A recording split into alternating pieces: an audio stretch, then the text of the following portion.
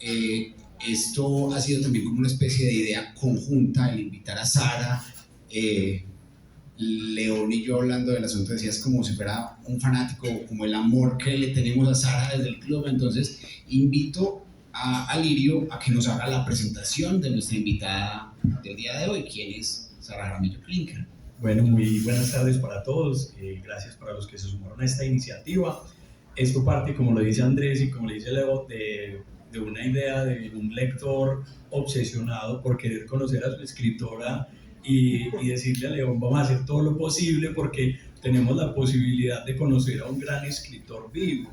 Pues, y quería simplemente compartir esa anécdota para empezar antes de presentar a Sara, porque uno generalmente lee los escritores y los ve como muy lejos, como muy encumbrados, y pues yo tuve la oportunidad de escucharla en varios espacios y me pareció una persona tan cercana y dije, qué rico que pueda acompañarnos y además que se sume a este espacio pues de la estación literaria, que es generar cultura y que es generar amor por la lectura al fin de cuentas.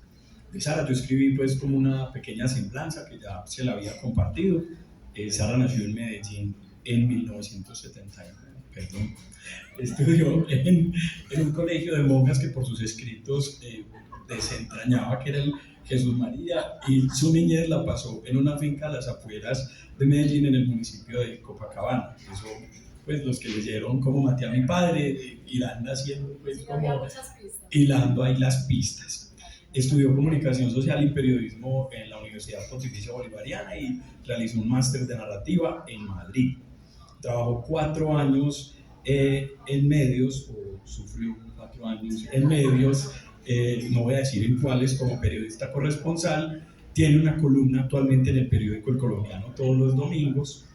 Era propietaria de una tienda de especias que se llama Ábrete Sésamo en el barrio Manila, la cual fundó después de un viaje a la India con su novio tras renunciar a su época de sufrimiento en medios.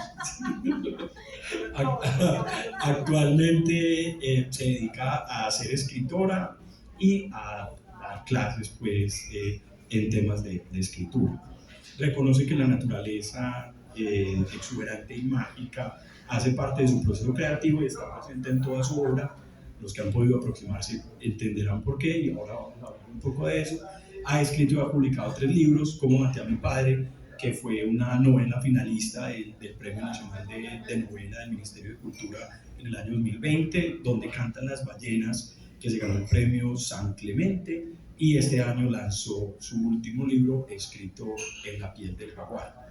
Es una mujer deportista, su deporte preferido es el yoga, su color favorito es el azul y su lugar para descansar es un sitio recóndito cerca del mar al que creemos le dedicó un espacio en su última novela. Su sonido favorito es el canto de las aves, es amante de los animales y su primera mascota fue una gallina. Esto es bien interesante, la mía fue un conejo. Hoy sus mascotas cercanas son un gato negro que se llama Kafka, un perro golden retriever que se llama Curry, y recientemente rescató de una manada un perrito criollo llamado Huesos Arturo. Asimismo, con ese amor por los animales, tiene dentro de su historia que hizo un voluntariado con guacamayas en Costa Rica. Todo eso hace parte del proceso creativo. Sus libros de la infancia son Las Mil y Una Noches y Alicia en el País de las Maravillas. Se rindió, no desistió de leer el Ulises de James Joyce, y su libro para reír es El Club de los Negocios Raros de Gilbert K. Chesterton.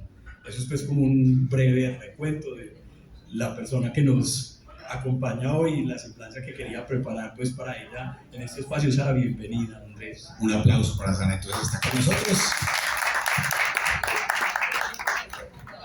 Por cualquiera de los dos.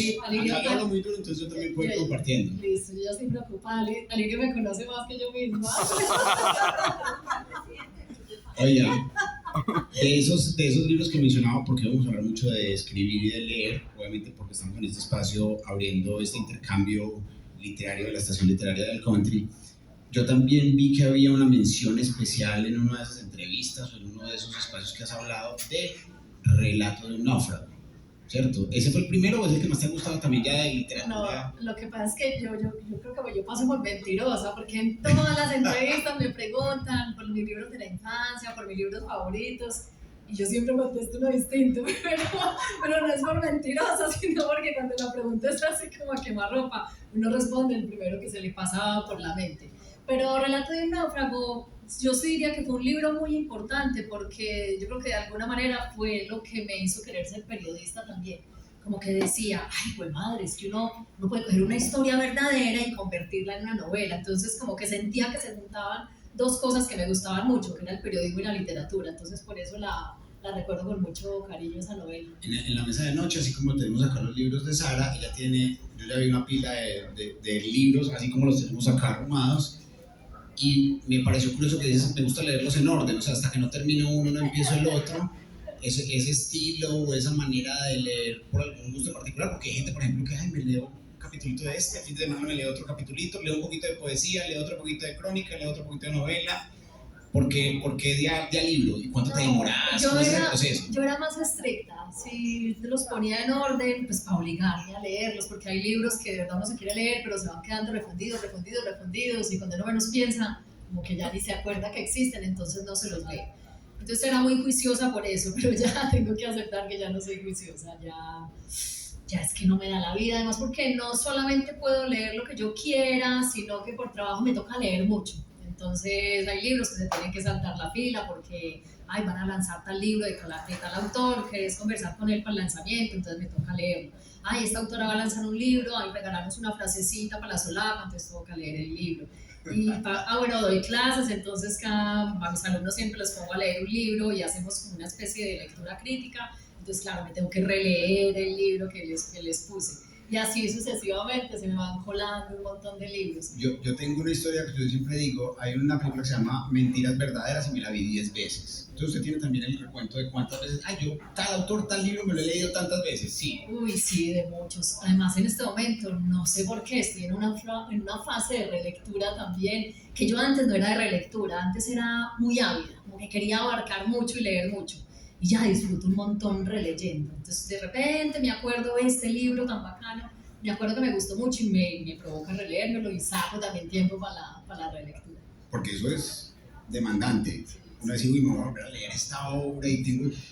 Bueno, estamos hablando de este espacio acá, por ejemplo, yo ahorita que veía 100 años de soledad, yo le decía a Leo cuando lo veía, yo le dije, yo ese libro me lo he leído 2 veces, ¿cierto? Eso sí lo tengo ahí en la cabeza. ¿Y vos tenés presente cuál es el autor que más lees? ¿Cuál es el libro que...? Yo creo que el libro que más he leído es Lolita. ¿Sí? Sí, y ha sido muy interesante. Yo defino Lolita como un libro que me ha mostrado a mí mi transformación. Porque la primera vez que lo leí tenía 13 años y yo me acuerdo que me pareció una historia súper romántica. Después lo leí como por la época de la universidad y me pareció una historia, o sea, como que encontré cosas que la Sara niña de 13 años no había visto. Después lo leí por ahí a mis 30 y me gustaba todavía más. Y hace poquito lo releí para una charla que iba a dar. Yo decía, ay no, este libro es súper pedófilo. Yo como no había visto esto antes en las 3 lecturas previas. Y eso me muestra que es que los libros no cambian, es uno el que cambia. Y es muy bonito ver la transformación de uno a través del libro. Leí el mismo libro y eran 3 historias completamente distintas. Claro, la interpretación, porque uno va teniendo más información. Ahora, escribir es un arte. Y catalogándolo como arte, yo comparo siempre esa manera de ver las obras. Yo he escuchado que los pintores dicen, ellos toman la decisión de abandonar la obra, porque si no se podrían quedar ahí haciéndole arreglos y más sobre, más brillo y cambio y mejor quito esto y le pongo esto y paso otra pincelada, etc. Lo mismo le pasa a los músicos dicen, llega un momento que ya, así quedó mezclada, no más guitarras, no más efectos, no más vainas, no, así como está, o le quito cosas o le pongo. Y también se lo escuché a un escritor que decía, no me gusta leer mis libros porque siempre empiezo a pensar, ¿por qué no dije esto acá? ¿Por qué no amplié esto? ¿Por qué escribí esto así, no así?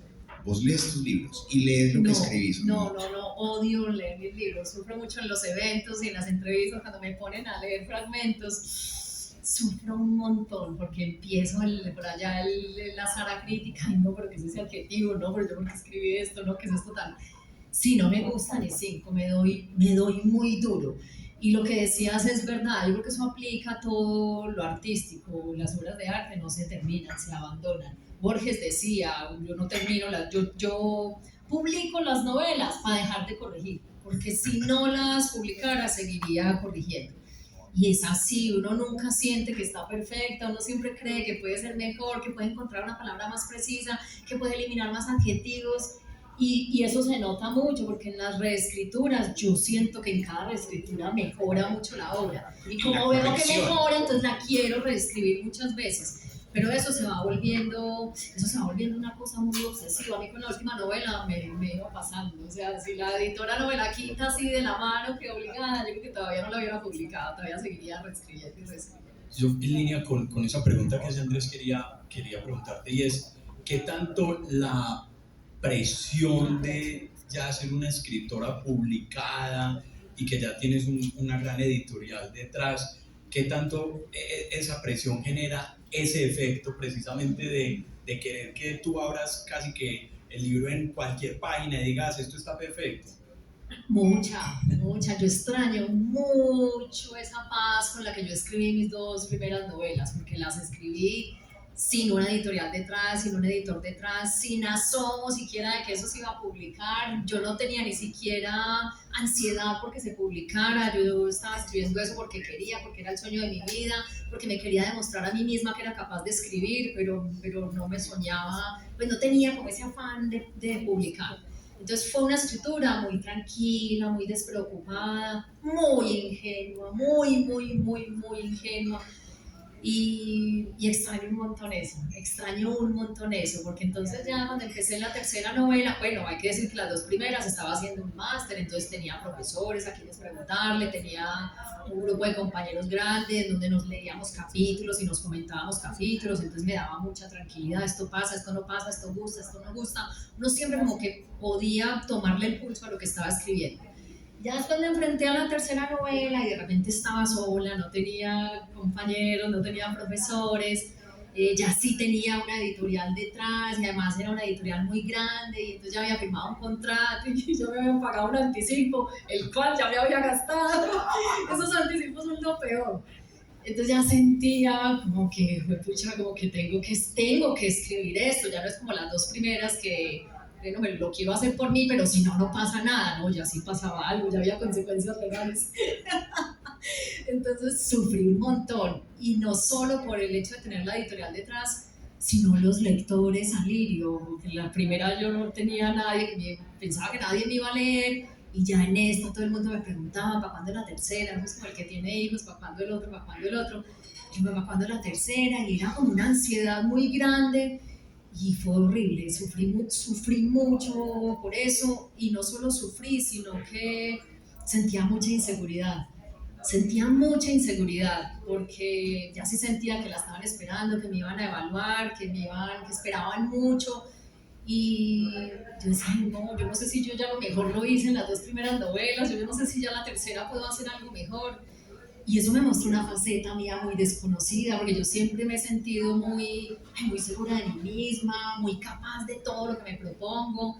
Y yo en esa tercera novela, en el proceso de escritura, yo me desconocía. Yo decía, no, yo no soy así de insegura, yo ¿por qué estoy así? Pero eso me enseñó muchas cosas. Una de las cosas que me enseñó es que esa vulnerabilidad en el fondo es buena, porque el oficio de crear es un oficio donde uno no puede dar nada por sentado. No es como un carpintero que hace una silla 10 veces, entonces ya a la 11ª vez esa silla le queda perfecta porque ya tiene la experiencia de 10 veces. A los músicos les pasa que nadie les puede asegurar que su siguiente canción va a ser buena o su siguiente álbum va a ser bueno. Lo mismo a los pintores, lo mismo a los escritores. Entonces, no importa qué tanto éxito haya tenido uno con alguna obra, la siguiente nadie te puede asegurar que vaya a ser buena. Entonces yo digo que esa inseguridad es buena porque lo obliga a uno a no bajar la guardia. El día en que yo me crea que ya me las sé todas y que puedo escribir la mejor novela del mundo, pues va a ser una novela malísima. Porque yo creo que es esa inseguridad lo que me hace reescribir, intentar y releer y volver a ensayar algo mejor y cambiar el párrafo y bueno, ese fue el aprendizaje.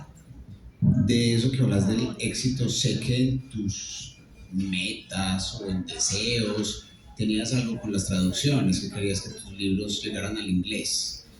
Y también vi por ahí que, no sé si se culminaron los negocios o hubo ofertas del árabe y del turco. Opinión personal, que pues, es igual de exitoso, o sea, no sé, uno se centra mucho en el mercado norteamericano, inglés, pero ¿cómo llega una novela a traducirse en colombiano, en turco o en árabe? Eso es más complicado. Lo que pasa es que una gran aspiración para los autores es ser traducidos al inglés porque es un mercado muy grande. En Estados Unidos se venden muchos libros, la gente compra y gasta mucho en libros, entonces casi que ningún autor se considera relevante hasta que no es traducido al inglés y al francés. Son dos mercados como muy aspiracionales. Y bueno, yo al francés ya estoy traducida, como ya mi padre está el francés, también está el turco, también está el árabe, lo están traduciendo al ruso, bueno, al griego también se está negociando, ahí hay varias cosas. Con el inglés ha sido súper complejo, sí, ha sido súper complejo porque yo no tengo un agente y allá si uno no tiene un agente literario, ninguna editorial recibe un manuscrito de un autor. Uno que tener un agente que negocie y bueno, eso no ha llegado, pero yo ya estoy tranquila, a mí se me pasó esa ansiedad que me tienen que traducir, ya, seguro que va a llegar algún día cuando tenga que llegar. Ya. Volviendo al cuento artístico, también hay gente que dice, no, es que uno hace obras para los demás o para uno, y que la realización del artista es cuando ya decide hacer cosas para sí mismo, o sea que vos ya estás con esa tranquilidad que me estás diciendo, haciendo cosas para vos misma, más que para la gente, ¿o no? Es que yo creo que con la escritura es muy importante que ese sea el motivo siempre, hacer cosas para uno mismo. Yo digo que el día que uno escriba pensando, ay, me van a publicar y me van a llenar de plata y ese mercado es muy grande y entonces y se van a vender tantas traducciones y me van a hacer una película, me van a comprar los derechos audiovisuales. Yo digo que al que escriba pensando en eso le va a ir súper mal. Y yo misma se lo digo a mis alumnos y les pego una aterrizón desde las primeras clases. Digo, el que está aquí para ganar plata está en el lugar equivocadísimo.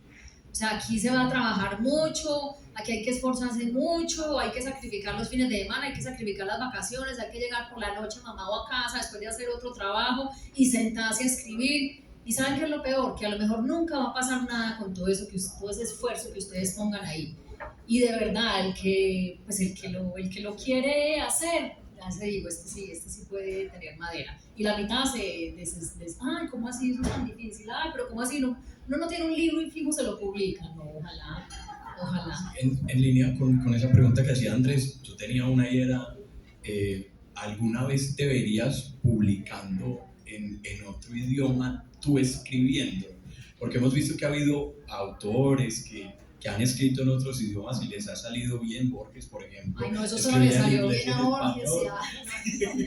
Bueno, y eso era como una primera pregunta, como acotándolo antes. Y lo otro era como, dentro de toda esta industria creativa, quizás a veces uno les ve que no ven como esa orientación de negocio. Tú que ya pasaste por haber fundado un negocio, tener una empresa, pues como qué lecciones puedes trasladar de ahí hoy a tu proceso creativo. Muchas, sí. Yo al principio, sí, es verdad que yo no pensaba pues que pudiera llegar a vivir de la escritura. Yo creo que no vivo al 100% de mis libros, pero las actividades secundarias que hago son relacionadas con la escritura, que son las clases, que son las charlas, que son los talleres. Entonces digamos que de una u otra manera sí puedo vivir de eso.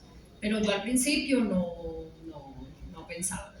Pero ya que sí veo que se venden las traducciones y que eso representa un dinero y que se venden los libros y eso me liquidan una vez al año, entonces claro, como llega todo junto, uno cree que es millonario, pero mentiras, es porque eso llega todo junto. Es súper engañoso y entonces me pagan anticipo y entonces creo que, mi madre, esto es un negociazo, pero mentiras, ese anticipo es una ilusión porque luego se lo descuentan a uno de las ventas. Pero yo creo que lo que me muestra como el primer aprendizaje es que todas las actividades que haga uno tienen que tener mucha pasión. Yo soy una de las que digo que sin pasión nada funciona en la vida. Ay, yo soy tan apasionada, a mí me gusta algo y es que me quiero meter de pies a cabeza y llega un punto que ya ni siquiera me importa la plata, me importa es poder hacer esa actividad y poder dedicarle tiempo. Yo soy muy apasionada y soy muy empeliculada. Entonces yo creo que ese es el aprendizaje más grande. Y bueno, y es que no hay mayor fortuna que poder hacer, pues que poder recibir dinero para hacer las cosas que a uno le gustan. El día que salí de la tienda de especias, yo ya la estaba vendiendo porque yo ya sentía que mi pasión no estaba ahí. Yo quería era todo el rato escribir, a mí ya me daba pereza ir a la tienda. Entonces dije, ya mi pasión se movió del lugar y está en la literatura y se la voy a poner ahí toda.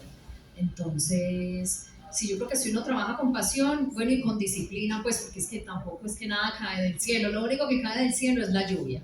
Hay que trabajar mucho para un negocio, para un emprendimiento. Ay, que la gente dice, ay, no, los emprendedores, tan buenos los emprendedores, se pueden levantar a la hora que quieran. Sí, sobre todo un emprendedor es el que más trabaja y al final del mes cuando se liquida es el que menos gana.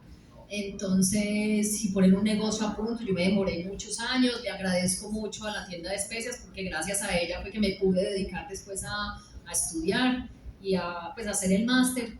Entonces le agradezco mucho, pero es que eso no llegó allá solo, o sea, eso tenía muchas madrugadas, muchas trasnochadas, muchas lágrimas y mucho tiempo ahí invertido.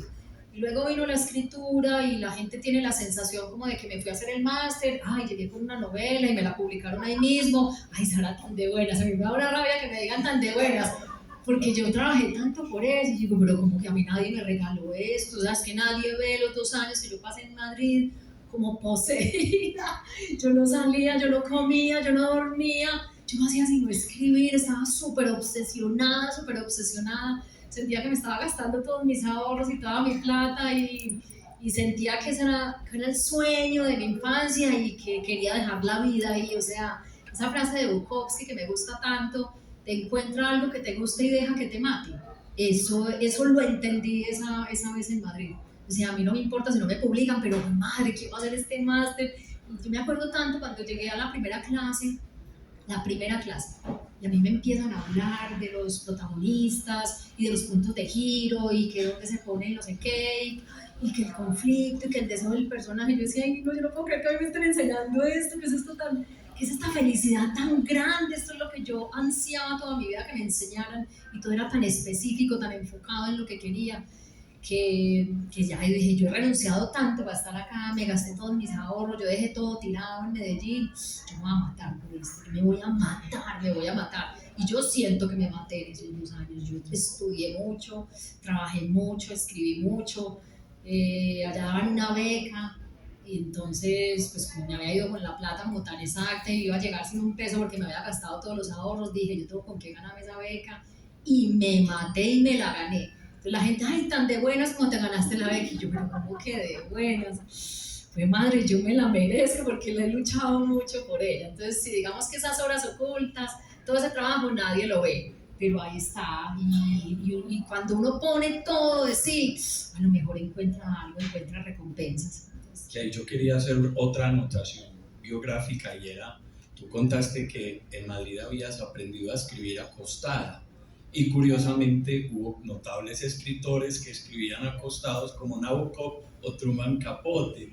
Entonces, cuando estábamos pues como preparando el espacio, fue otra de las preguntas que nos surgió y era ¿cuál es esa rutina, ese proceso creativo que tú tienes? O sea, tú estás acostada y dices, wow, se me vino la idea y saco la libreta del nochero y la escribo, o llegas y te metes debajo de las cobijas y planeas escribir un párrafo bien bonito con la sábana hasta las rodillas y el gato apoyado en el regazo. No, hay que contextualizar porque estoy acostada, porque la historia es buenísima.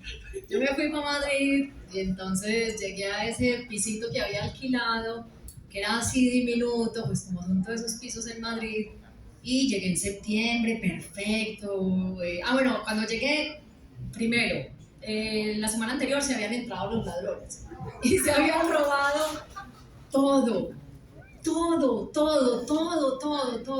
No quedó ni una silla en ese apartamento. Y en septiembre ya empieza la época escolar, entonces ya no encontraba ningún apartamento en ninguna otra parte, ya todo estaba copado. Entonces la dueña me dijo, no, pásese que yo rápidamente le brego a surtir rápido el apartamento. Yo llegué allá, tenía un colchón y ya, es que no había nada más, no había ni siquiera una sillita donde sentarse. Y la dueña es discapacitada y la verdad es que se demoró mucho en cumplir su promesa. Listo. Yo los primeros relatos los escribí sentada en el suelo, así recostada contra una pared, o sea, en el suelo. Eso es lo primero que tengo que decir. Lo segundo es que como estaba en septiembre, el clima estaba muy rico, pero ha llegado diciembre y me di cuenta de otro pero, y es que el apartamento no tenía calefacción. fue pucha, qué frío tan impresionante, hacía un frío horrible, horrible, era extremadamente frío. O sea, de estar yo todo el día con la chaqueta esa gorda puesta dentro del apartamento, con medias, con ropa térmica dentro del apartamento, yo no lograba calentarme. Por las noches alguien me dijo, no, en una botella de Coca-Cola vacía, caliente agua y la mete dentro de la cama, y yo era con esa botella toda la noche abrazada. No, era una cosa, ahora es charro, pero en serio, la pasé muy mal, el frío es horrible, sufría un montón. Y entonces, antes claro, tenía que escribir acostada, primero porque no tenía sillas, segundo porque la cama era lo único que lograba mantener, además porque me compré un sleeping bag, entonces yo me enfundaba en el sleeping bag, metía la botella dentro del sleeping bag y entonces me mantenía lo más caliente posible. Para las manos me acuerdo que me compré esos guantecitos que dejan los dedos por fuera.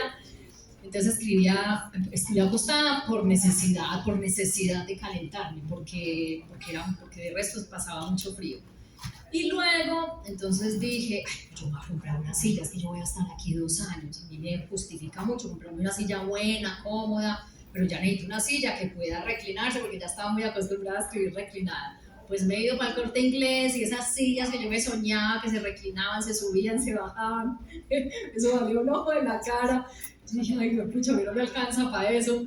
Y además yo después me devuelvo para Colombia y yo, ¿qué hago con esa silla? Yo, ¿cómo voy a dejar esa silla tan costosa aquí? Pues me compré una silla playera que me valió 24 euros. Y entonces, claro, en la silla playera ya me podía recostar un poquito, entonces yo me enfundaba en el sleeping bag, metía en la botella, cogía la mesa de planchar y la ponía así en los brazos de la silla. Ahí ponía el computador y ya toda enchaquetada con el sleeping bag, con la botella de agua caliente. O sea, el montaje era tal, o sea, salirme de ese montaje era tal y era tan frío que yo escribía todo el día, yo no me paraba ni al baño, yo no almorzaba, yo no comía, y yo digo que eso de escribir así, ese frío fue lo que más me rindió la escritura. Entonces cuando mis alumnos, y eso me encanta, porque cuando mis alumnos me dicen, ay, profe, es que no hice el relato porque no tuve tiempo, ay, porque es que no sé qué, ay, dije, María, que no tuvo tiempo, o sea, eso no son excusas. Yo, sentada en una silla playera, en un apartamento sin calefacción, escribí 2 novelas. A mí no me venga a decir que usted no tuvo tiempo de hacer un relato. Y ya a mí se me quedó ese... Cuando me liquidaron los derechos de Cómo maté a mi padre, lo primero que hice fue comprarme esa silla que me soñaba, se reclina, se sube, se baja. Por dicho, escribe por mí y todo. Y escribo ahí, entonces escribo acostada, ya, eso ya, ¿sabes? En estos días qué reflexión hice, que es que sentado en un escritorio me siento trabajando, me siento como seria trabajando, en cambio acostada me siento haciendo algo rico, exacto, y a mí la escritura yo no la considero trabajo, yo me la paso muy bien escribiendo, entonces creo que eso es. Y desde la rutina que tienes, pues como contando como en el día a día, que es como la otra partidita, la pregunta es, o sea, un día a día tuyo es levantarte, leer un poema, como hacen muchos, o simplemente salir y acariciar a Curry y ver el resto de los animales y volverse a sentar. Es un poco más esa curiosidad. Yo no creo que tenga una rutina muy establecida, porque yo soy cero rutinaria. Me encanta, me aterran las rutinas. Esa es una de las razones por las que nunca la pasé bien en ningún trabajo rutinario de oficina. Odio cumplir horarios, odio los uniformes, odio que me digan qué hacer, a qué horas hacerlo y dónde hacerlo. Y lo que más me gusta de la escritura ahora es que lo puedo hacer donde yo quiera, a mí en cualquier lugar me funciona. Entonces, digamos que no soy muy estricta, pero sí tengo claro que yo me levanto, no madrugo, odio madrugar, y ahora me doy lujo de no madrugar, entonces me levanto espontáneamente. Bueno, cuando Jesús Arturo le dan ganas de hacer pipí, y desayuno y yo inmediatamente me voy para mi silla Reclinomatic y me pongo a escribir. No siempre puedo avanzar la novela porque tengo que hacer la columna, o me han pedido un relato para una revista no sé dónde, o tengo que contestar una entrevista no sé qué, pero casi todos mis trabajos son yo escribiendo algo o comentando los textos de mis alumnos, que eso también es por escrito.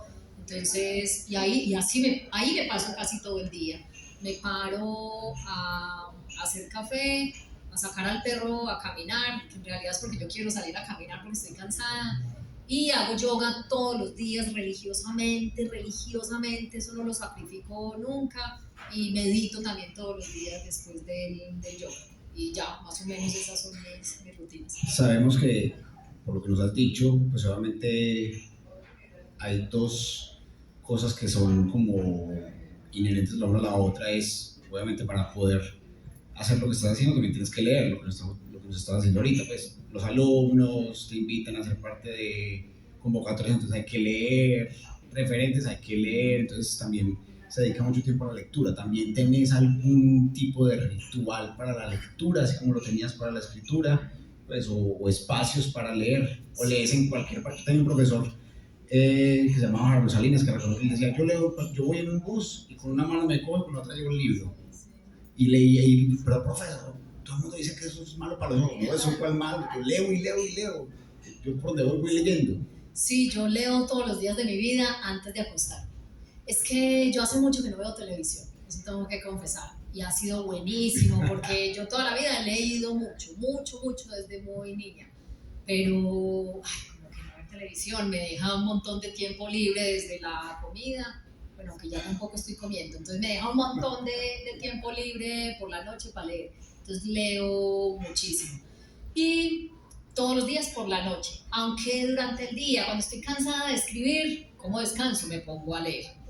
Y cuando yo voy a Puerto Arturo, que ese es el lugar recóndito que inspiró mi tercera novela, allá no entra el celular, allá no entra internet, allá no hay televisión, allá no entra radio, allá no hay nada, o sea, nada, está demasiado aislado, no hay ningún tipo de interacción.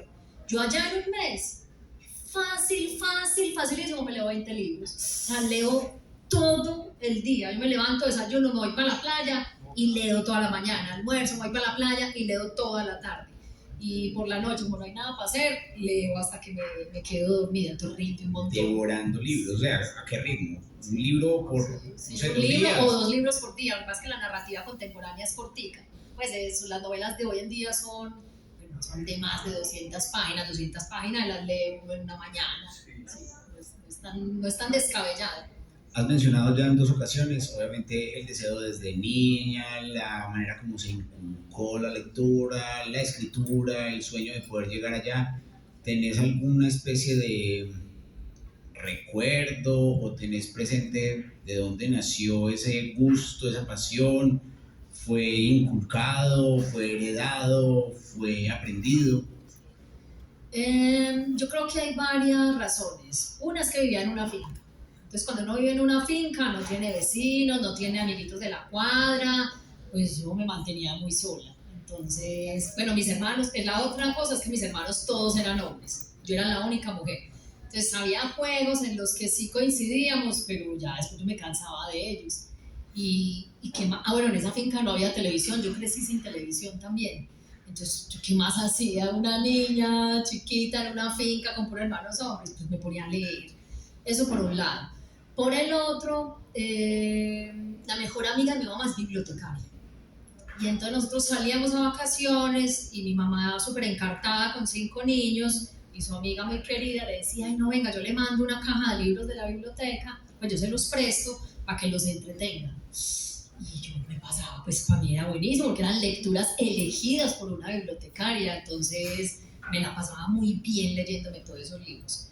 Y la otra razón por la que leía mucho fue porque cuando mataron al papá yo no podía dormir. Ahí entró como una época de insomnio y la pasaba con mucha ansiedad, la pasaba pensando que se me iba a aparecer y entonces sufría mucho todas las noches pensando que se me iba a aparecer.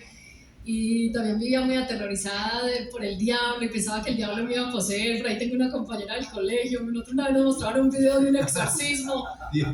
No, yo todavía me acuerdo de ese video y todavía, bueno, entonces el diablo era como mi gran terror. Y a mí todo eso me olvidaba leyendo. Entonces decirme, era como maravilloso. Pasaba la noche, no pensaba en el diablo, no pensaba en el papá y estaba con buenas historias.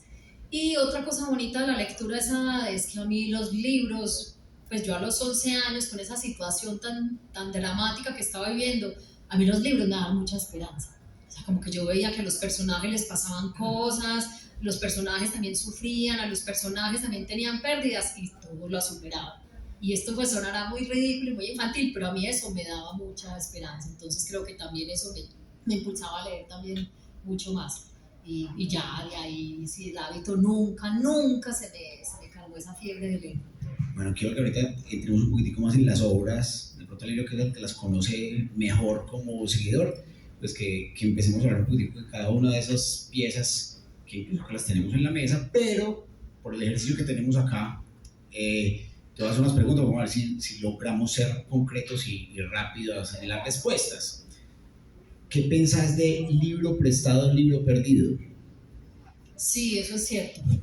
Eso es cierto. Yo por eso casi no presto libros. O sea, son muy poquitas las personas a las que yo les presto los libros. Bueno, sobre Mi eso. mamá tiene un dicho y dice, no se sabe quién es más bobo, si el que presta el libro o el que lo devuelve.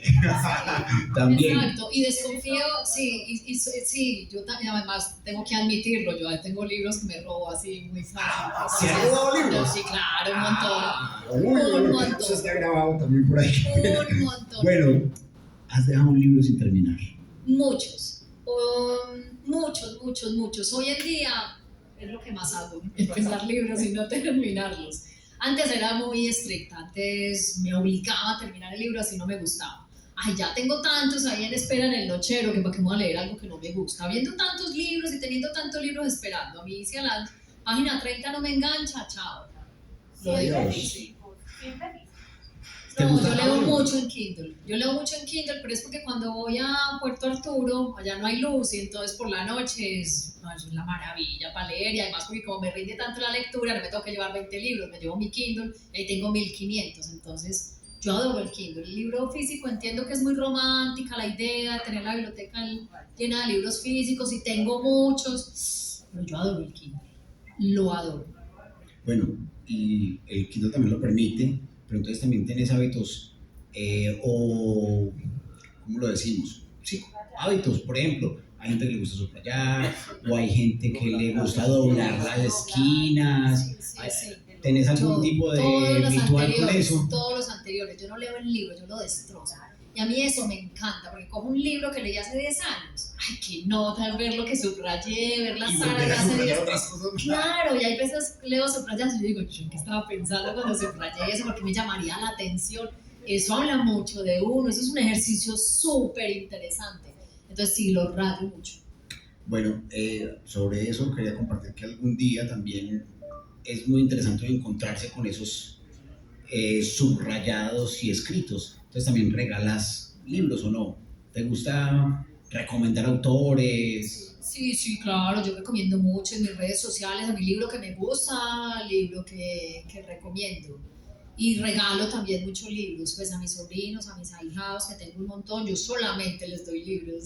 Yo no sé si se sienten tumbados o qué, pero de malas, solamente les doy libros. Entonces ahí sí entramos para el lado de Alirio, hablando de eso, de lo que te estoy compartiendo. Y esta también es frase muy artística, porque hay gente que dice, no, yo a todos los hijos los quiero por igual, no, todas mis canciones son así, pero también recuerdo los artistas grandes que dicen, no, yo para poder tener estas 10 canciones de este disco tuve que escribir 50 y me tocó después elegir entre 20 y al final peleando con los que saben de esto terminaron 10, ¿cierto? Entonces también en ese proceso también has pasado, también pasa un escritor por esto y tú dices, uy, sí, no es que ese primero, no, empiecen de una vez por el último porque es que el primero, no, o te gusta mucho el primer libro, o hay algo especial de cariño por alguna de las tres en particular, ¿tenés alguna, Sí. no sé, o un orden? Hay fanáticos que empiezan, no, primero le hace este, luego se lee este, tal cosa, o sea, ¿haces recomendaciones con tus libros así o no? Sí,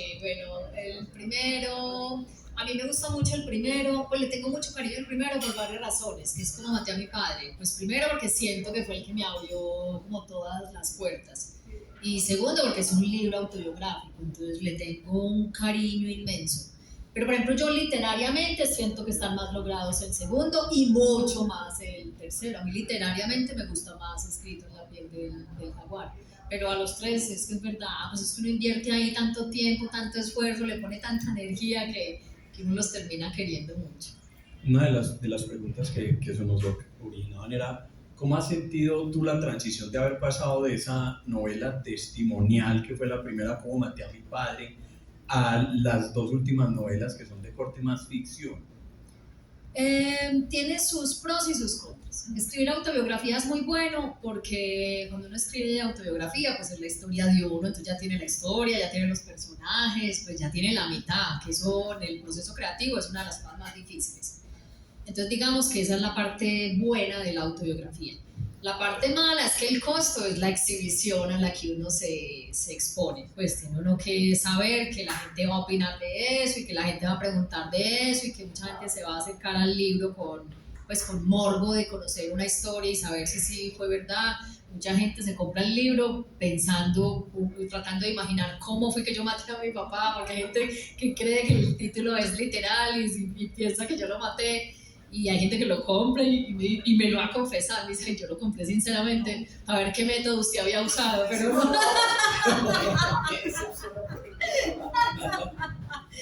Entonces digamos que eso es lo bueno y lo malo de la autobiografía. Y luego los otros dos, yo digo que son de ficción, pero yo cada vez como escritora me convenzo más de que uno siempre escribe sobre uno. Uno siempre escribe de las historias que le importan a uno y de cosas que le han pasado y utiliza personajes que conoció, los va armando con características de personas que conoce y que todo lo escrito es autobiográfico. Lo que pasa es que uno como autor lo aprende como a enmascarar más, como a que no se note mucho. Pero ustedes ven donde cantan las ballenas y es el mismo como maté a mi padre, solo que como maté a mi padre está en primera persona, con nombres propios y es autobiográfico, y donde cantan las ballenas está en tercera persona y la niña se llama Candelaria, ya no se llama Sara, pero también está buscando a su papá y también vive en una casa lejos de la ciudad, a la cual se está devorando la vegetación porque el papá los abandonó. Entonces, y el hermano, casualmente, el hermano también es drogadicto, pero no es como mi hermano que metía otras cosas, sino que todavía consume hongos alucinógenos. Pero usted pone a hacer paralelos y es el mismo libro, es el mismo libro. Y luego mira escrito en la piel del jaguar, hay una pareja que va a un lugar recóndito frente al mar. Bueno, pues yo con mi novio vamos a ese lugar recóndito frente al mar y la bruja existe y el ángel sin alas existe y Matilda existe y se pone uno a rastrear y todos los personajes existen. Entonces, digamos que lo bueno de ponerle la etiqueta de ficción es que, y eso lo noto yo en mis alumnos mucho, cuando uno se mete en el papel de, voy a hacer autobiografía, uno se siente como muy cohibido, como que no, a esa tía le pasó esto y estaba ese día, no, pero yo cómo voy a mencionar a esa tía, después se pone brava, entonces la gente se empieza a tirar la historia por darle gusto a la gente o por no herir a la gente. En cambio, cuando uno se da la etiqueta de ficción, es buenísimo porque usted todo se lo puede inventar, usted puede cambiar los nombres, usted puede hacer lo que le dé la gana y ya que nadie se sienta ofendido. Entonces, sí, yo creo que los dos tienen sus cosas buenas y malas. En toda tu obra, y ya nos has contado un poco pues, de las historias de Candelaria, está muy presente la naturaleza. ¿Por qué es tan fuerte la influencia de la naturaleza en tu obra? Yo creo que tiene que ver con el hecho de que yo crecí en una finca. Entonces, mientras todos los niños estaban encerrados en un apartamento viendo televisión, yo allá estaba en una finca gigante llena de animales, porque además siempre he tenido un montón de animales, donde no tenía televisión, pasaba una quebrada y yo antes de ir al colegio, nosotros a veces amanecíamos sin agua porque allá no había acueducto y yo antes de irme al colegio me bañaba en una quebrada, a mí porque me daba pena contar en el colegio, a mí me daba pena, pero todos los niños con agua calientita y nada, yo ya había tirado quebradas a las 6 de la mañana. Y además porque yo creo que cuando estábamos recién pasados para la finca, que mi mamá quedó en embarazo de los trillizos, el médico le dijo, usted no se puede quedar viviendo allá, este embarazo es de altísimo riesgo, usted tiene que vivir en Medellín, porque si le pasa algo que tenga el hospital cerquita. Y mi mamá se fue a vivir donde mi abuelita. Y entonces mi hermano se iba todos los días al colegio, mi papá a trabajar, y yo me quedaba sola en la finca con Catalina la empleada. Me quedaba sola todo el día. Y esto para mí era lo máximo, porque yo me trepaba a los árboles, a mí Catalina no me ponía problema para nada, yo me metía al río con los perros. Bueno, yo hacía de todo, yo la pasaba muy bien.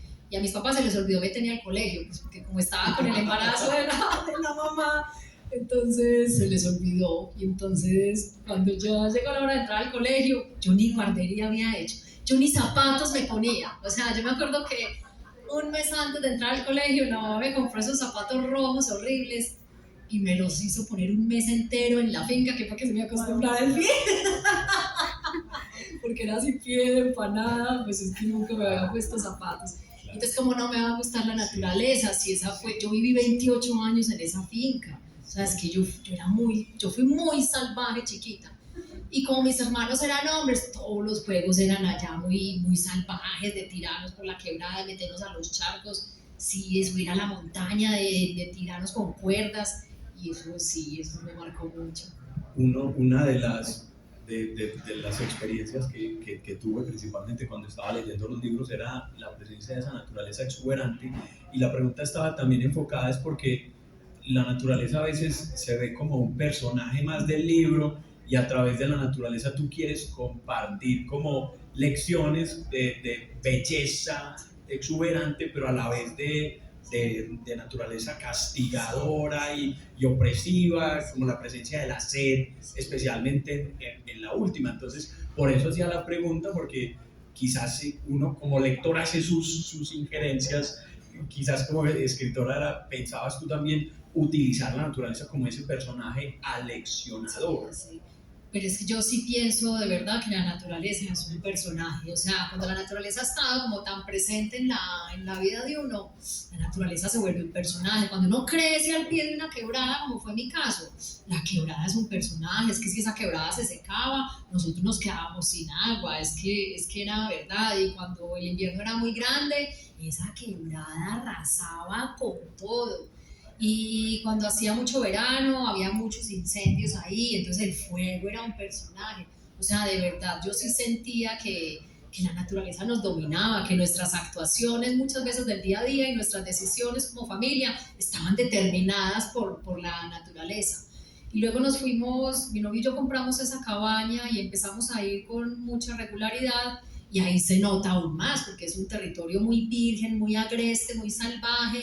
Uno decía, pero ¿cómo vamos a construir una casa ahí? Bueno, pues un nativo nos la construyó y él nos decía, solo se pueden usar materiales de la región. Usted aquí no puede meter nada más porque es que la naturaleza no le va a permitir que usted meta aquí cemento, que usted meta otras cosas. Solo puede usar madera de aquí porque es la que las plagas conocen, y el techo tiene que ser de esta palma que se cultiva aquí porque es el que las plagas no le van a... Usted se pone a meter otro tipo de palma y se le acaban las plagas. Y era una sabiduría así popular tan grande y tan bonita. Y luego es que fueron como muchas lecciones, que bueno, esas todas las vivieron Lila y Miguel en Escrito en la piel del jaguar, que llega uno como tan colonizador, como ay no, nosotros tenemos títulos y somos profesionales y sabemos hacer las cosas más que ustedes que nunca han salido de aquí. Ay, qué risa. O sea, uno allá sin la ayuda de los nativos o sin la guía de los nativos, o sea, no dura 5 días. Se lo comen las plagas, el mar se le lleva a la cabaña, los micos le acaban hasta con el techo, y fue como una lección muy grande y muy bonita, pues que lo dice en el libro. No es cuántos conocimientos tiene uno, sino tener los conocimientos correctos para determinado lugar. Sí, me encanta esa observación, y de nuevo, como la naturaleza está presente en otras obras, y por ejemplo en Siddhartha de Hermann es el río, tiene las lecciones tan lindas, eso nos gustó mucho, pues, a mí como lector y a quienes hemos leído.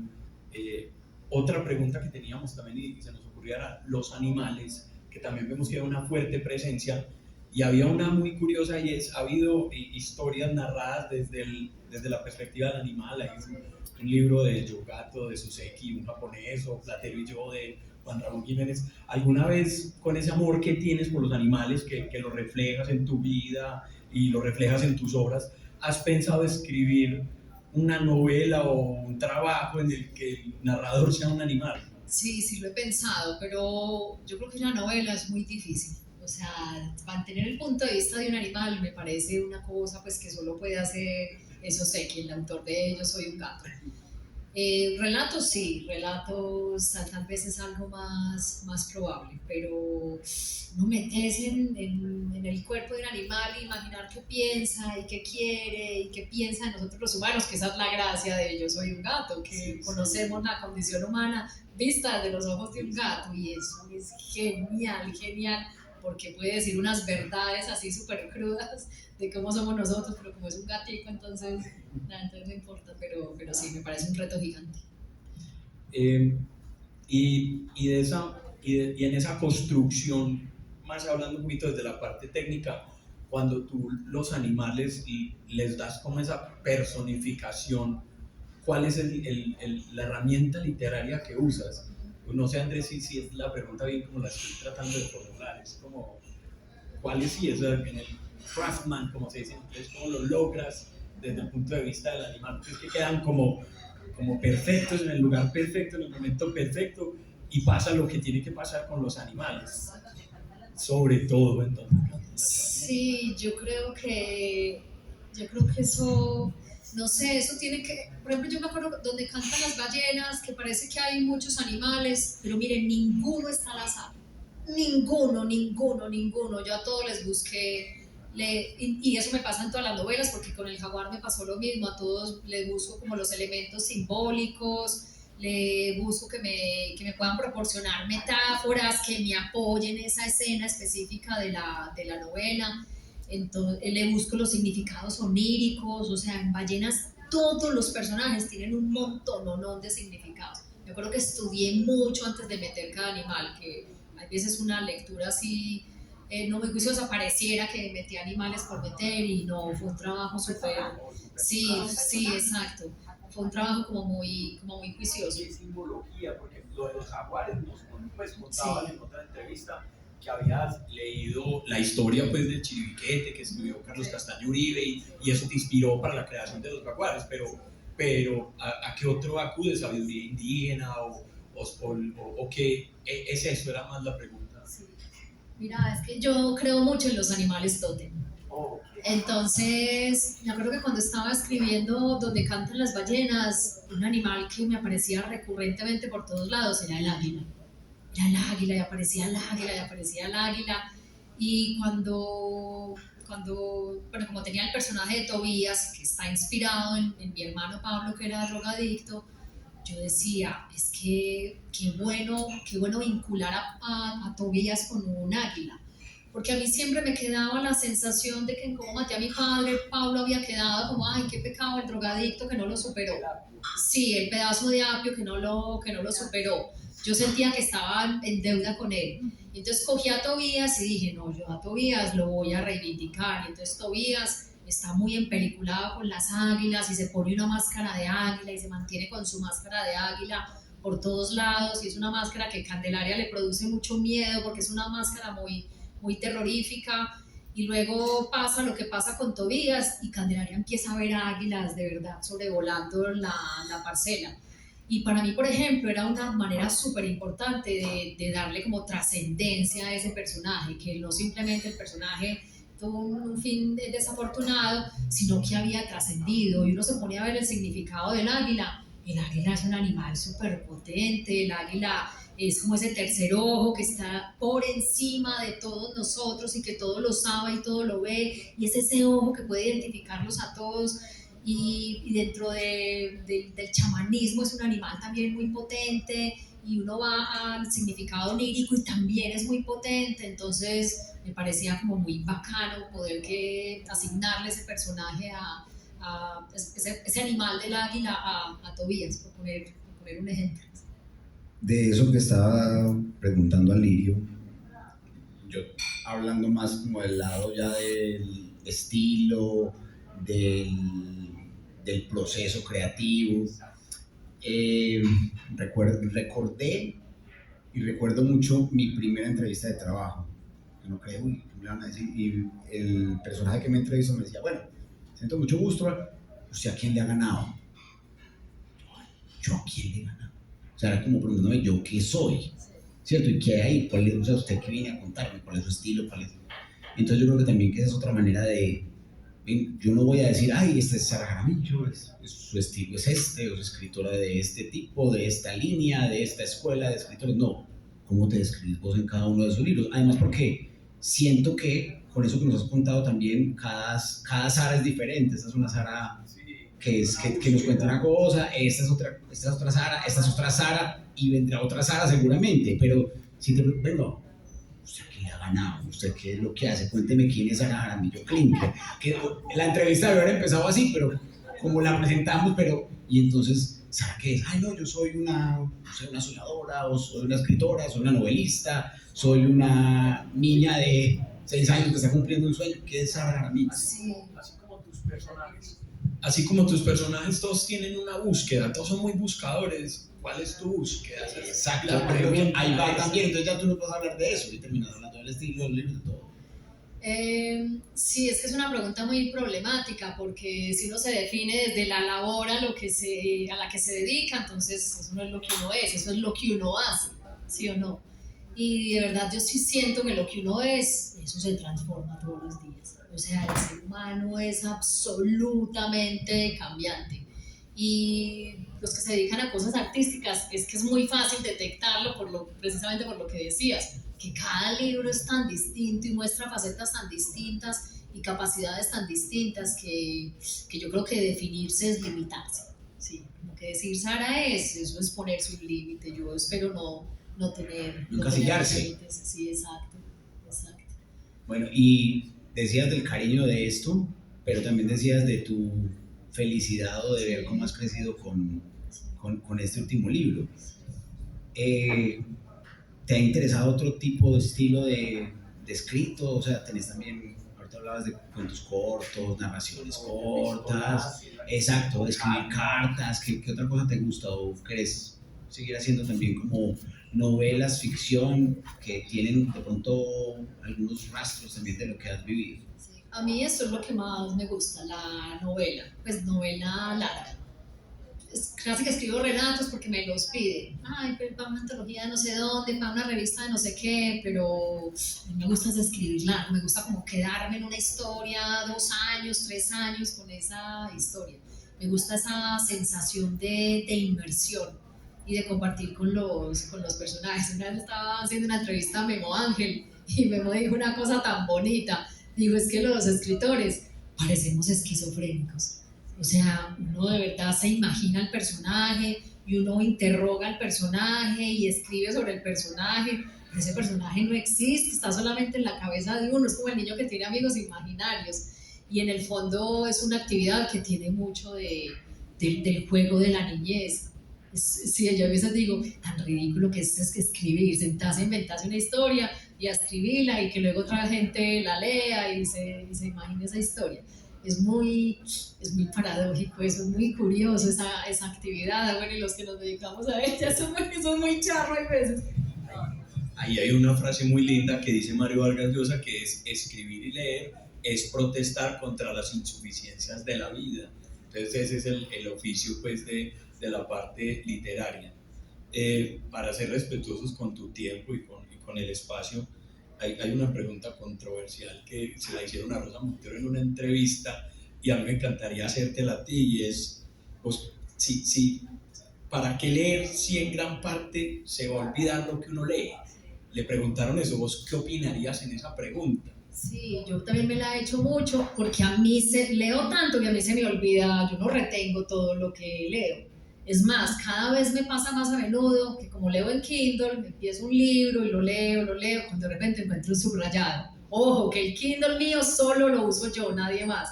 Y yo, ay, hijo de madre, yo ya me había leído este libro y yo no me acordaba. Si yo no encuentro este subrayado, no me acordaba. O llego a algún párrafo donde algo me empieza a sonar similar, familiar, y caigo en cuenta de que ya lo leí. Entonces me pasa mucho, pero no me preocupa.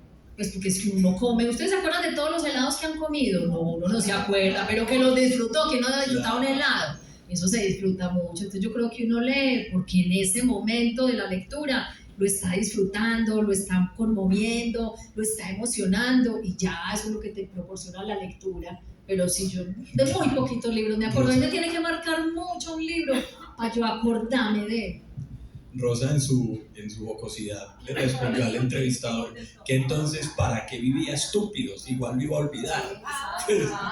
Cierto, igual, ¿para qué vives? Igual lo vas a olvidar. Uno, quizás en ti los recuerdos de la infancia son hermosos y demás, pero hay muchos que yo también cuando te leía decía, qué guapa cómo se acuerda de todo eso de la infancia. Yo no me acuerdo. Y en esa misma línea de respuesta, ya también para ir terminando, ¿qué libros te cambiaron la vida? ¿Qué libro te cambió la vida? ¿Y cuáles creen, ya para en esta última parte de este conversatorio, que son imprescindibles? Estas son las preguntas que respondo distinto siempre. Ok. Yo me pongo la pregunta, quiero que contestes y yo me voy a unir a esa pregunta, pero ya haciendo otra invitación también por lo que estamos acá hoy. Entonces, por favor, ¿cuál es la respuesta de hoy? Yo creo que un libro, no, pero esta sí la digo recurrentemente, yo creo que un libro indispensable es Las Mil y Una Noches. Ay, no, ese libro me parece tan bacán. Y hablas mucho de ellas. Es que hablo mucho de ellas porque yo cojo mucho al azar yo lo tengo en 4 tomitos y me gusta un montón cogerlos al azar y releerlos. Es que son muy buenos, es que son muy ingeniosos, es que tienen mucha chispa, es que están muy bien escritos. Y de verdad los reescribiste. Sí, y yo me acuerdo También. mucho que cuando era niña los leía, yo decía, ay no, qué nota esto, ay pero si el visir en vez de hacer esto hiciera lo otro, sería mejor, y yo lo reescribía y yo pensaba que mi cuento, yo tan pensaba que mi cuento era mejor que el original, que lo ponía encima de la hoja original, a veces hasta lo pegaba y todo. Bueno, imprescindible. Es más, vuelvo al asunto que nos reunió hoy, este nuevo ejercicio de, yo diría no intercambiar, sino compartir conocimiento y compartir literatura. Entonces invito a Sara, que es nuestra invitada de honor el día de hoy, que puede ser un minutico, inclusive se pasa por allá. Así lo que dice yo ahorita, que yo dije, ay, ese libro me lo leí 2 veces. Venga, mire que hay por ahí ya puesto para que usted diga, uy, este lo recomiendo, uy, no, esto es muy malo, León, bote esto, o uy, este está buenísimo, me lo han recomendado, o este es el que le gustaba a mi papá, este es el, vaya para sí, mire que ve por allá, porque la selección la hemos hecho entre varios, pero creo que, hombre, y como les dije, tenemos muchos libros para recomendar acá en ese ejercicio. A ver, ¿qué ve por ahí? Bueno, pues el más evidente es 100 años de soledad.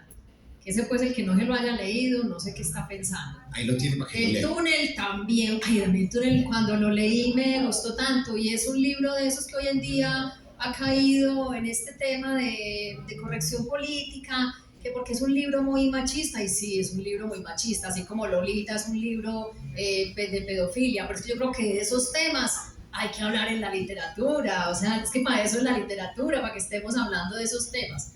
O sea, el día que hagamos la literatura políticamente correcta, pues ya nos jodimos todos, porque ¿de qué vamos a hablar? Bueno, ay, yo la mira autoayuda no me gusta, yo estas para las votaría, sí, esto lo que pensábamos aquí, que eso no aguanta ni 5. Autoayuda. Vean, 3 claves para lograr el proceso de facultad a los empleados a que funcione su empresa. No, yo ya les dije lo que es. Ay, vea, aquí encontré 2 buenísimos. Sándor Márai fue un autor súper importante para mí. El último encuentro es un libro bellísimo. Son 2 amigos ya viejos que se encuentran ya en la vejez después de no haberse visto en mucho tiempo. Y resulta que entre los 2 hay un secreto oculto que nos van desvelando a lo largo del libro y es precioso. Y Divorcio en Buda también. Y La mujer justa de él también lo recomiendo mucho, que no lo veo por aquí.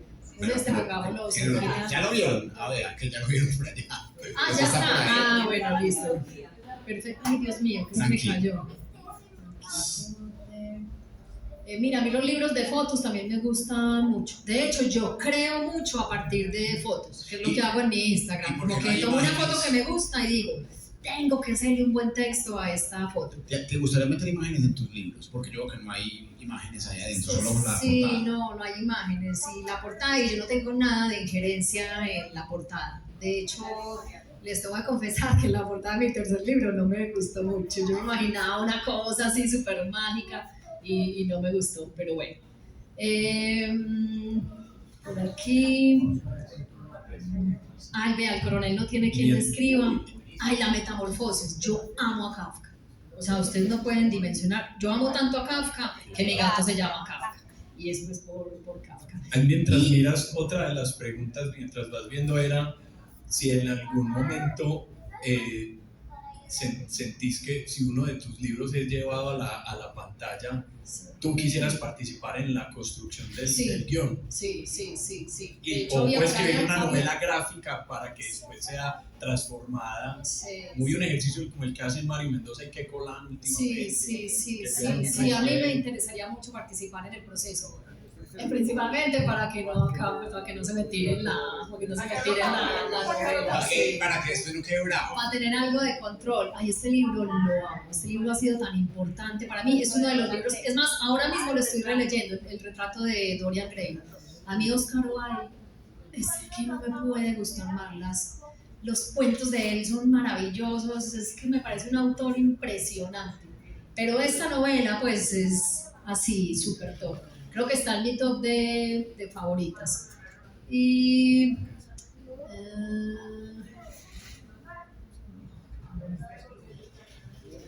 eso debe ser difícil cuando le gusta no leer tanto, ir mirando como qué le gusta en una visita a una librería. ¿Qué me voy a llevar? Yo les tengo que confesar una cosa que hago en las librerías. Yo soy muy obsesionada con... Es que a mí el primer párrafo de una novela me parece tan importante, o sea, como que el primer párrafo o me engancha o me da una patada. Y uno de mis placeres culposos es ir a las librerías y coger los libros que me llaman la atención y de todos leer la primera página por lo menos. Eso me encanta porque yo le dedico tanto tiempo a la primera página que me gusta ver si los otros también hacen la tarea así de juiciosa. ¿Ah? Y con esa base que te canses. Sí, claro. A mí la primera página, el título, pues cuando no conozco mucho al autor, la portada me parece indispensable. El título también. Yo he desestimado novelas por el título. Y la primera página. Si esas tres cosas funcionan, posiblemente me guste a mí la novela. Y bueno, ya, ¿yo qué más veo por aquí? ¿Sabe qué acabo de ver? Acabo de ver Madame Bovary. Uy, no, qué librazo, sí, qué librazo. No, voy a leer buenos libros para que se aprendan. Ahí se puede quedar uno hablando de libros. Para que esto no sea tampoco como una conversación solo de tres, vamos a abrir también el espacio por si quieren preguntarle algo a Sara, aprovechando su visita acá al country y acá que se ha gastado el tiempo también de venir a conocer nuestro nuevo intercambio de libros y estación literaria. ¿Alguno le quiere preguntar algo? Yo le llevo el micrófono para que le pregunte a Sara. Hola Sara.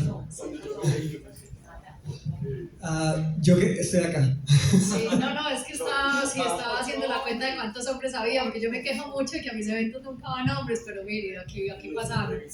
Aquí no, los entrevistadores no cuentan, ni León tampoco cuenta. No, hablemos solo del público, pero vea, estamos muy bien. Sí, 1, 2, 3, 4, 5, no, está bien. 6. Entonces, yo quería preguntarte sobre tu madre.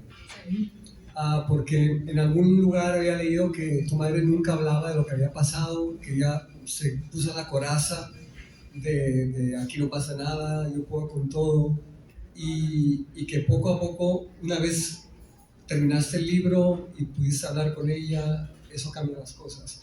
Y esa madre es mi madre.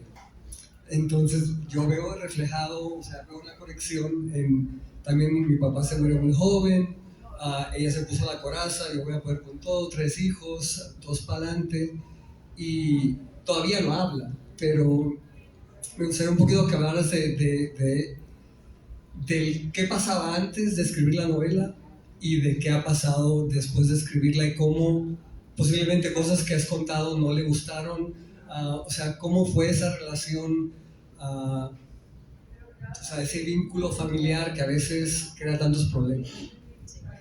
El personaje de la mamá, yo siempre le digo a ella que se me robó todo el protagonismo porque es el personaje favorito de cómo maté a mi padre. A mí todo el mundo me pregunta por ella.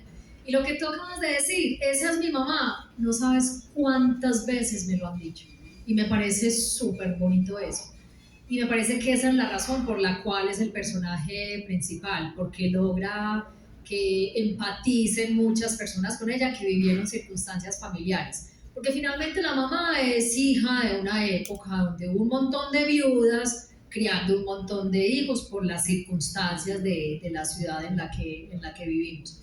Y cuando uno crece en esa época tan violenta, pues la solución es, no, hay que ser fuerte, usted tiene que sacar a sus hijos, usted tiene que salir adelante, pero es que no las dejaban ni llorar, ni quejarse, ni nada, y era una presión muy grande con ellas, ya suficiente tenían con la presión de la viudez y de la crianza de los hijos, y como que ninguna podía manifestar su dolor. Entonces sí, yo creo que mi mamá es muchas mamás de Medellín, bueno, del mundo, pero de ciudades o de lugares donde ha habido conflictos que ha hecho que haya tantas viudas criando hijos. La mamá casi no lee el libro, primero. Ella le tenía mucho miedo a la lectura de ese libro, pero terror, porque claro, como no habíamos hablado nunca de eso, ella no tenía ni idea de qué se iba a encontrar ahí. De hecho, lo vino a leer muchos meses después de publicado y lo tuvo que leer porque ya la llamaban las amigas. Ay, no, me leí el libro, impresionante, y ella no tenía ni idea de qué le estaban hablando. Y ella, ay, sí, Sara es muy tesa, cierto, sí, el libro es muy bueno, pero ella no tenía ni idea porque no lo había leído. Pues total que llegó un día en que me dijo, y me lo dijo sin pena, Sara, a mí me va a tocar leerme ese libro, porque yo ya no sé qué contestarle a la gente que me llama.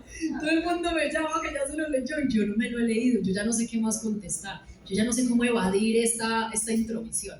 A mí me va a tocar leerlo. Yo, bueno, no, cuando quiera. Bueno, se lo leyó, lo sufrió mucho. Yo creo que a ella le pasó lo mismo que me pasó a mí escribiéndolo. Ay, que yo lloré mucho ese libro, mucho. Yo no hay una sola página que no me haya llorado escribiendo ese libro. Qué cosa tan dolorosa de escribir, pero así lo abandoné un montón de veces, de esas que yo decía, ¿y por qué me estoy sometiendo a esto? ¿A mí quién me está obligando? ¿A mí quién me está pidiendo que haga esto? Yo sí soy masoquista y lo abandonaba y volvía y no podía como pararlo de escribir.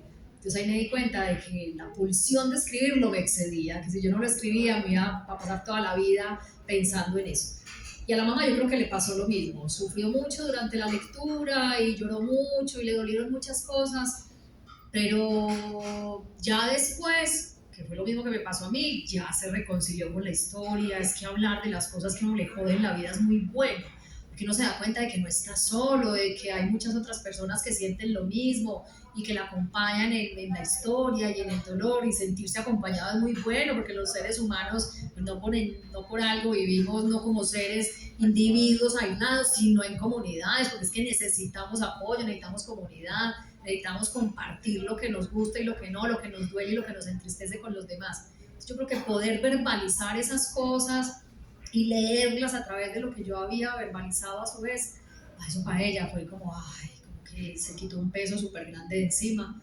Y entonces yo creo que para toda la familia incluso, sí, para toda la familia. Yo creo que ese libro nos ayudó mucho a todos, como a poner otra vez el tema sobre la mesa, a hablar de él, cada uno a expresar lo que siente, pero ya no desde el dolor, porque el libro, es que es muy paradójico, porque el libro nos ha hecho muy felices, el libro nos da un montón de alegrías, pues un montón. Todos en mi casa, mis hermanos, mi mamá, gozan mucho cada vez que queda finalista de algo, que lo venden a otro idioma, gozamos mucho, nos daba mucha alegría, y es muy paradójico que nos dé alegría algo que nos hizo tan tristes. Pero yo creo que eso se debe a que ha pasado el tiempo y a que ya hablamos de él. Sí. ¿Otra pregunta?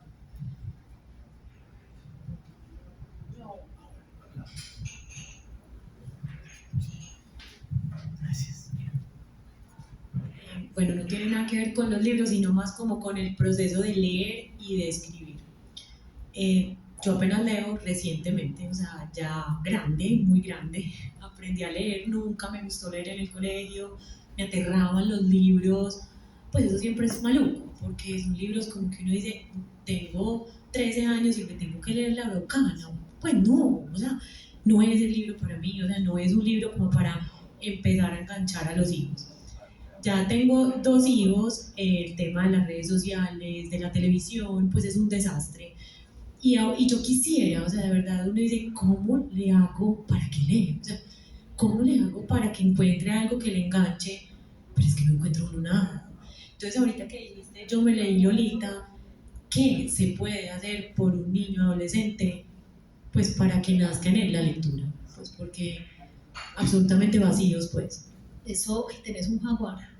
Eso me lo preguntan mucho, eso me lo preguntan mucho. Y yo siempre le devuelvo la pregunta al que me la hace. Digo, ¿usted lee? Porque es que los niños aprenden por el ejemplo. Si uno ve a la mamá leyendo y gozándose un libro y en la mesa del comedor contando con mucha alegría o con mucha emoción esa lectura, los niños eventualmente van a decir, eso tiene que ser bueno, que va a estar pegada a ese libro, pudiendo tener internet, pudiendo estar en Instagram, pudiendo estar haciendo otra cosa. Entonces yo digo que el ejemplo es importantísimo, importantísimo. Y lo veo mucho en mis amigas que tienen hijos, las que leen, los hijos son súper lectores, y las que nunca cogen un libro se quejan mucho, ay, es que no leen. Pues claro, si usted tampoco lee, los niños aprenden por ejemplo. Y uno cuando es chiquito, ¿qué más aspiración para uno cuando es chiquito que ser como la mamá? Uno quiere ser como la mamá. Entonces, si ve a la mamá leyendo, posiblemente va a querer leer porque pareciera que eso es una actividad muy bacana. Entonces, sí, que la vean leyendo y mantener ahí libros, pero sin forzarlos, mantenerle libros comprados para la edad. Los libreros asesoran muy bien con eso. Ve, tengo un pelado de tantos años que le podría gustar, compráselos y mantenerlos ahí disponibles. Y eventualmente él te va leyendo y va a decir, yo siempre es que voy a mirar aquí, yo siempre es que voy a mirar a ver aquí qué hay. Y ya, porque sí es importante darles libros adecuados para la edad. Yo tengo un trauma con el mío, sí, por ejemplo. Yo digo, pero a mí, ¿por qué me pusieron a leer el mío en el colegio? ¿En qué estaba pensando una profesora de español? ¿En bobar o qué? Sí, todos tenemos un libro traumático en el No colegio. digas que se lo acabaron de pedir en la lista de útiles. De las ratas. Pero bueno, hay un dato histórico. Yo, por ejemplo, siempre en filosofía, que nos ponen a leer libros de filosofía, por acá anda un socio que le encanta también la historia de Grecia. Yo decía, ¿por qué me ponen a leer esto? Esto es muy maluco. Le venía a coger gusto a ese tipo de lecturas, ya viejo. La clave es leer lo que a uno le gusta. Leer obligado es muy malo. Pero es difícil encontrar para una niña como adolescente. Sí, es difícil, pero hay que buscar. Esa búsqueda se demora, pero de repente a esta autora le gustó, este tipo de historias le gustó. Lo otro es cuando lo veas entusiasmado con el primer libro, tratar de mirar ese autor o el tipo de historia que le gustó. Por ejemplo, a mí me gustaban mucho las historias de náufragos. No, claro, mi primer libro había sido Relato de un náufrago. Pues claro, la amiga de mi mamá me vivía yendo de Robinson Crusoe. No, yo me quería morir con Robinson Crusoe. O sea, mi sueño era vivir en una isla desierta y por eso terminé en Puerto Arturo. Mira cómo lo marca uno un libro, tan impresionante. Entonces, como papás, sí hay que estar muy alertas, qué le gustó, qué no le gustó, qué autor, qué tipo de historia, qué tipo de narración. Y ya es hacer una búsqueda, pero es muy fructífera. Si la encontrás, hacer la búsqueda más fructífera del mundo. Y lo otro que uno ha escuchado es no satanizarle el tipo de lectura. O sea, no tiene que ser que lea Julio Verne, no tiene que ser que lea Robert Louis Stevenson, pues, o Hans Christian Andersen, que eran pues como los libros que uno leía cuando era pequeño. Hoy en día hay muchos autores, incluso hay otras plataformas de autores libres que se llaman Wattpad, o en donde pueden encontrar casi que literatura a la carta. Entonces es como inspirarlos a que vayan encontrando, y de ahí yo siento que desde que uno adquiera el hábito de leer por ese gusto y de disfrute, ya va pasando a los distintos formatos. Bueno, Está bien. otra pregunta. Estamos bien de tiempo contigo. Sara, ¿por qué nos impresiona ver tantos hombres hoy en la reunión? Qué pena. Es que el otro día escribí una columna en prensa que se llama ¿Dónde están los hombres? Pero de verdad es una pregunta genuina, porque yo hago muchos eventos, y hago muchas charlas, y hago muchos talleres, y dicto muchas clases, y siempre son como 90% mujeres, y por allá 10% hombres, y normalmente son porque están acompañando a la novia, o porque le tocó hacer tiempo, y entonces se metió ahí a la charla mientras lo recogen, bueno, no sé. Y es una pregunta pues, a la cual yo todavía no le he encontrado respuesta, porque sigo yendo a eventos y sigue habiendo una mayoritaria cantidad de mujeres. Yo hago muchos clubes de lectura, a mí me invitan y les digo que es por ahí uno a la semana, y en todos pregunto, porque en todos son puras mujeres, y yo, bueno, ¿y aquí por qué no hay hombres? Y todas me dicen, no sé, no sabemos, no se apuntan, no llegan. Entonces por eso hoy estamos tan impresionadas de que sí haya hombres. Porque a los hombres no les gustan las novelas. Sí, No, sí.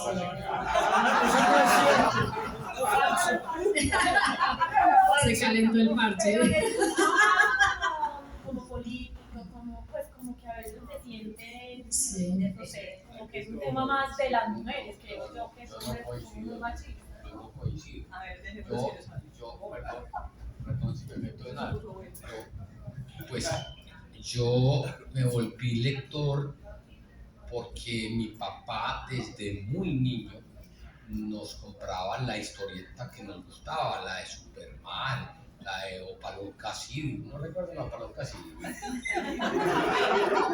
Ese tipo de historietas que eran con figuritas y todo, que ya están más en desuso, las pusieron ahora de moda los de Big Bang Theory, pero luego uno fue evolucionando y claro, me pusieron uno de Julio Verde y mi papá tuvo una librería y se quebró, pero quedó en mi casa la colección de 40 libros de Julio Verde.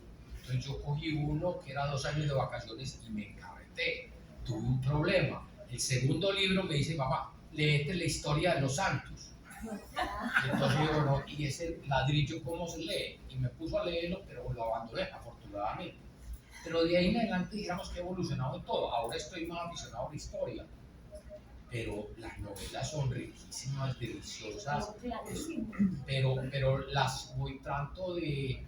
Y la novela histórica también, entonces trato de como de cambiar, no centrar en una sola cosa. ¿Qué historia? Sí, historia rica, pero no solamente historia. La novela histórica me encanta, la novela de ficción me encanta.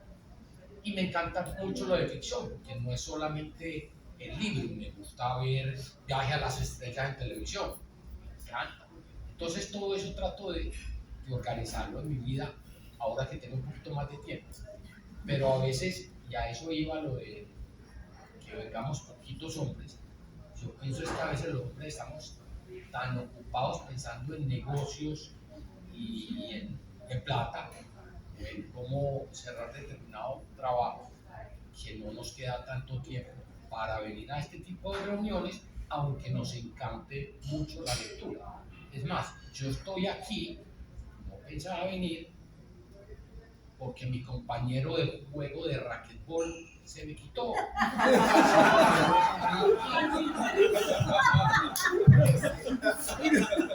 Pero como sabía que esto existía, dije, qué rico. Vine por placer, pero hubiera preferido el juego de racquetball.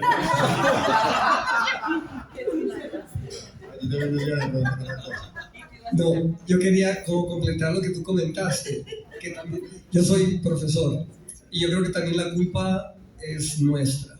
Y espero que no haya nadie de editoriales por acá, pero los planes lectores también están quitando las ganas de leer a los estudiantes. Y la idea es que el estudiante lea lo que quiera, lo que queremos, o sea, lo que debería querer cualquier profesor es que cualquier niño lea. Y obligándoles a leerse el Mío Cid o La Rebelión de las Ratas, o sea, pues, o que todos lean la misma novela. ¿Por qué todos los estudiantes en un salón de clase tienen que leer lo mismo? Tienen niveles diferentes, gustos diferentes, intereses diferentes. Que cada uno lea lo que quiera y que el profesor sea el que haga el trabajo de nivelar y de averiguar si realmente lo ha leído o no y hacer las preguntas necesarias. Pero yo creo que también es culpa de todos, es del sistema, que está organizado en que todos leen lo mismo, las editoriales también ganan plata vendiendo lo que ellos quieren vender y no arreglamos nada. Hay que romper un poco con eso. Y a Sara quería preguntarle, también había leído que habías empezado a escribir, y quizás es mentira, Cómo maté a mi padre, como un trabajo de un máster, y que eso te llevó luego a la novela, o ya traías la idea, o ya querías escribir sobre ese tema, y eso fue como el disparador. No, yo no me imaginaba escribir sobre ese tema, si no podía ni hablar de eso que me iban a poner a escribir. Entonces, jamás, o sea, yo creo que si algún día hubiera dicho, ay, me voy a sentar y voy a escribir una historia sobre lo que ocurrió en la familia, o sea, jamás la hubiera escrito. Empezando porque partamos de la base de que yo pensaba que mi historia no era así impresionante como para una novela. Era la misma historia de un montón de personas que yo conocía, a quienes les habían matado al papá en la Medellín de los 90. Y eso habla muy mal de una ciudad, porque eso significa que yo crecí pensando que era normal que le mataran el papá. Para mí eso era normal. Entonces, cuando me fui a hacer el máster, estaba en una clase de escritura autobiográfica y nos pedían textos autobiográficos. Y el primer texto que yo escribí era sobre el papá. Y para mí, yo fui la primera extrañada. Yo decía, ay, no, ¿por qué escribí esto si yo ni siquiera hablo de esto? Y ese texto me gustó y me gustó la sensación que causó en el grupo cuando lo leí.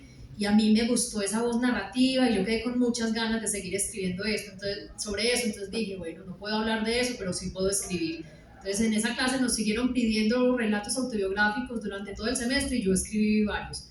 De hecho, la novela tiene como 6 relatos, 4 o 6 relatos que yo escribí para esa clase. Y así fue que se formó. Después de esa clase, ese verano, yo me acuerdo que ya no tenía una profesora pidiéndome relatos, pero yo los seguía escribiendo, yo quería seguir escribiendo sobre ese tema. Y se fue haciendo la novela sin yo planearla. Y por eso decía al principio que esa ingenuidad con que la escribí me encanta y la extraño un montón, porque estaba escribiendo como sin ataduras, sin pena de contar ahí nada, porque yo pensaba que eso no iba a salir de mi nochero, del cajón del nochero. Y escribir así es muy bueno, sin ese miedo, sobre todo cuando uno escribe el autobiográfico, que hay tanto miedo al qué van a pensar, qué van a decir, cómo voy a contar esto, cómo voy a hacer sentir mal a esta persona si es de mi familia. Yo no tenía ese miedo porque pensaba que eso no lo iba a leer nadie. Entonces digamos que sí, fue fruto de la ingenuidad y de esa clase.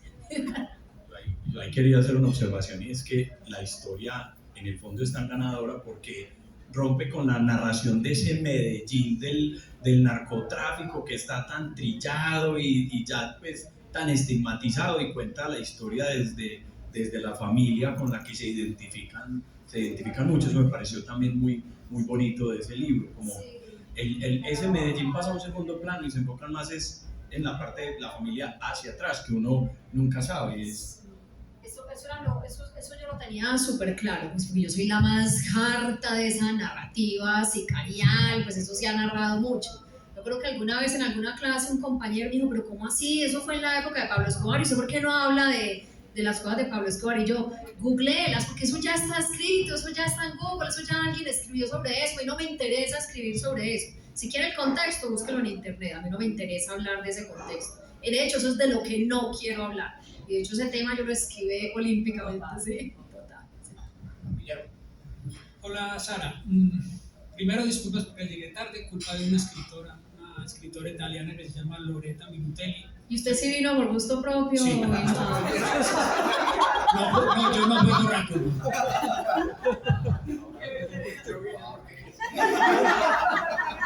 No me obligaron, la esposa estaba por allá de viaje y vine porque quise. Y la verdad es que vine porque me encanta cómo escriben las mujeres.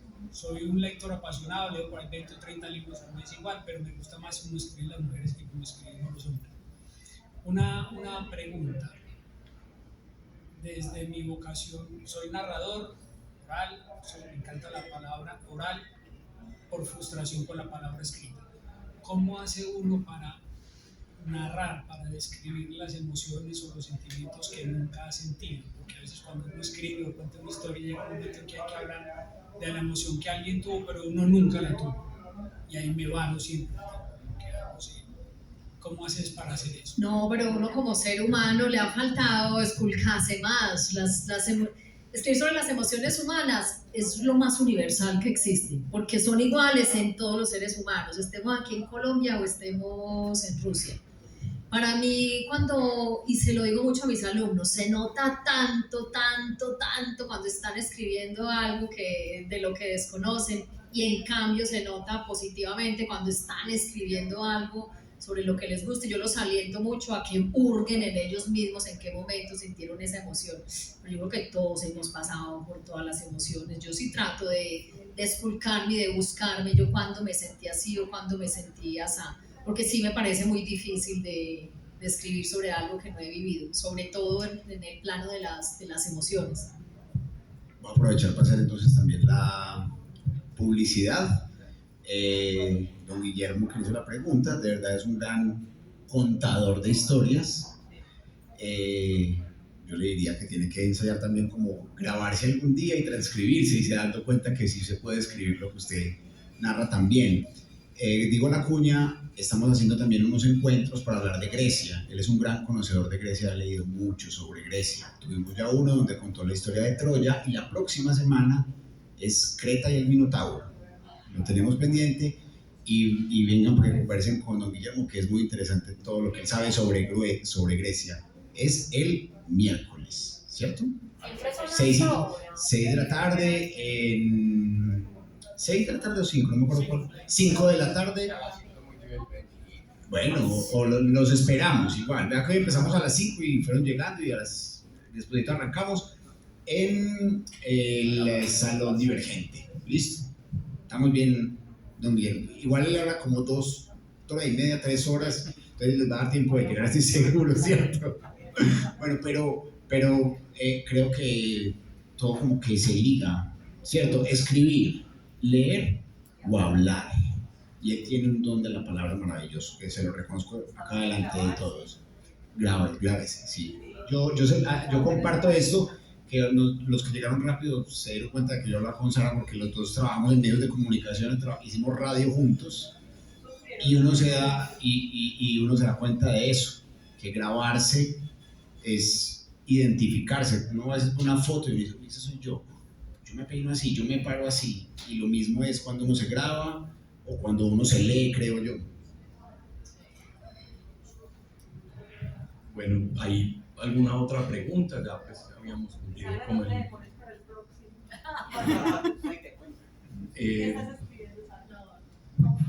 En este momento no hay proyecto nuevo, pero todavía no se puede.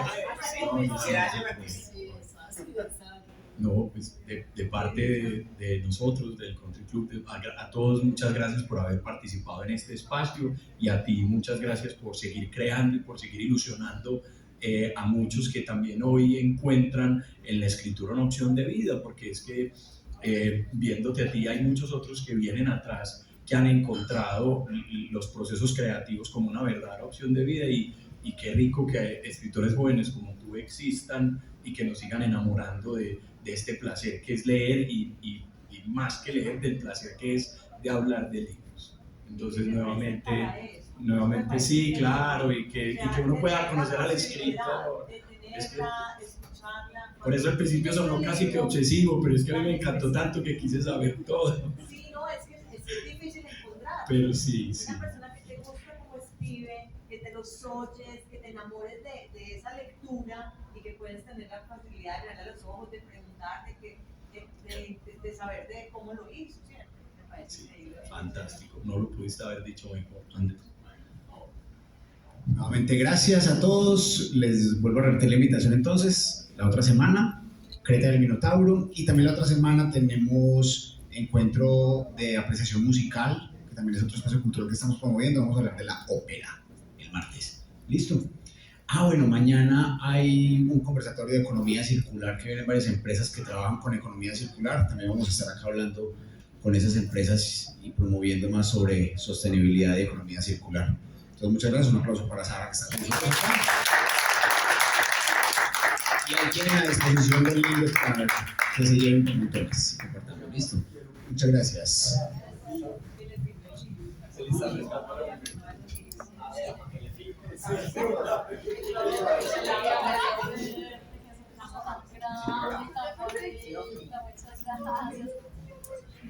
Creo que no lo pedíamos, pero ya se lo dejamos de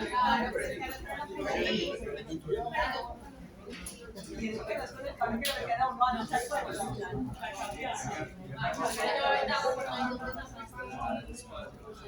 En serio. Cada recibir, se moría. Sí, se lo va a recibir,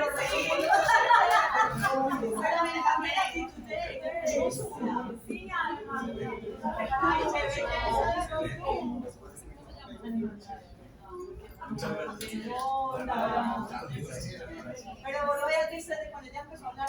No, yo no podía dejar de mirar. Pero fue porque ella habló, si no, no lo habías visto. No, yo no la había visto, pero ya leía la y yo quiero que se estaba tragando.